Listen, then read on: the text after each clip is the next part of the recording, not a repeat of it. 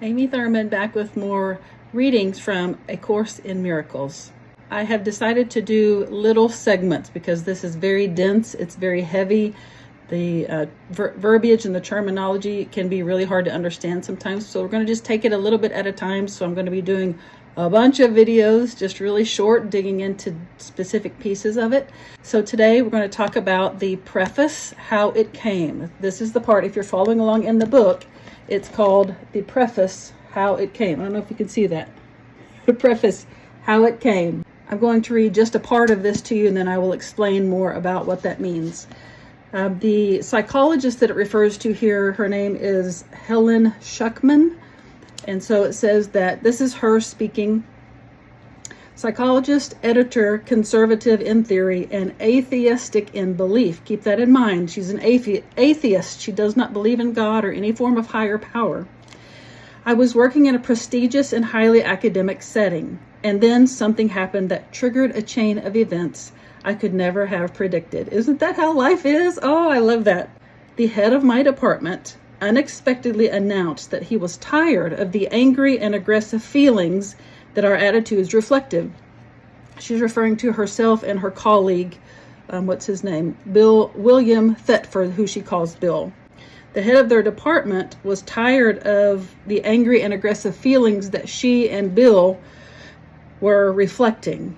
And he said, there must be another way. The head of her department said, there must be another way. We don't have to live this way. There's got to be another way. As if on cue, I agreed to help him find it. Apparently, this course is the other way. After Helen put that desire out into the universe and said, I'm going to help find, there has to be another way, I'm going to help find it, then it actually found her. She began hearing this inner voice. It wasn't an audible voice. It wasn't imagination. It wasn't her thoughts. It was her inner knowing. Like she just knew that there was something to this. And so she began to dictate it to her colleague Bill. And it went on for 7 years. He said, you should write this down. So A Course in Miracles is 7 years worth of this inner knowing that she was given. This voice identified itself to her and said that it was the voice of Jesus.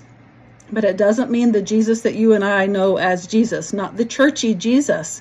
It identified itself to her as Jesus because that's what she could understand to connect it with. It was the voice of just pure source energy, pure source consciousness.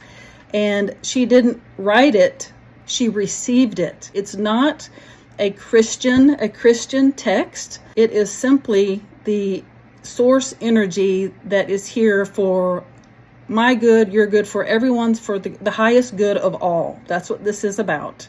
And because everything operates at a specific frequency, a vibrational frequency, everything is energy. Even things that we see as solid are forms of energy. There are tiny molecules in there that are vibrating at a specific frequency, even inside our bodies, even that chair you're sitting on. Yes, it's all energy.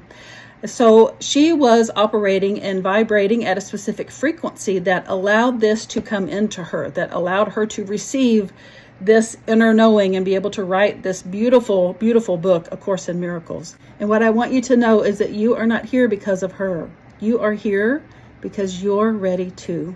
You're operating at that same frequency and drawing this into you. And you're ready to hear these words in this book, A Course in Miracles. So congratulations and welcome. And I'm so glad that you're along for the ride.